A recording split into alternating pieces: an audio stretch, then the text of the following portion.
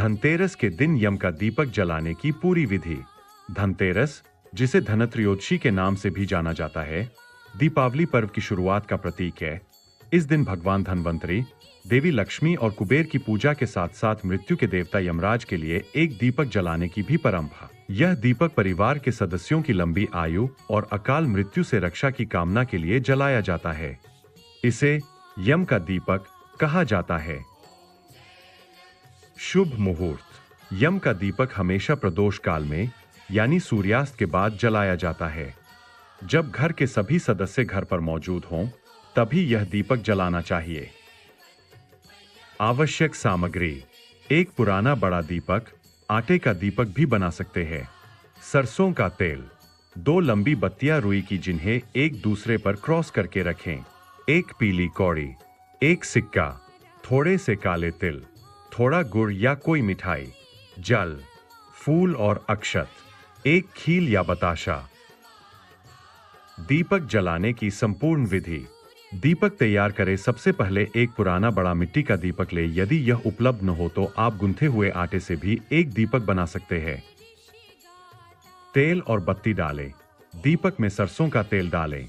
अब रुई की 2 लंबी बत्तियों को एक दूसरे पर रखकर प्लस प्लस का निशान बनाते हुए दीपक में रखें। अन्य सामग्री डालें। अब दीपक में एक पीली कौड़ी, एक सिक्का और थोड़े से काले तिल डालें। पूजा करें। घर के पूजा स्थान पर या किसी साफ स्थान पर एक थाली या जमीन पर थोड़े से गेहूं या खील रखकर उस पर दीपक को रखें।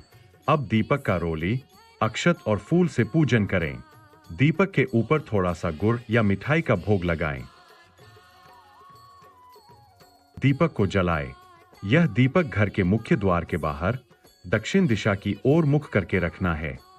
दक्षिण दिशा यमराज की दिशा मानी जाती है। प्रार्थना करें। दीपक रखने के बाद हाथ जोड़कर यमराज से प्रार्थना करें। मृत्युना पाशस्तेन कालेन भार्यासा त्रयोदश्या दीपदानात् सूर्यजः प्रियतामम।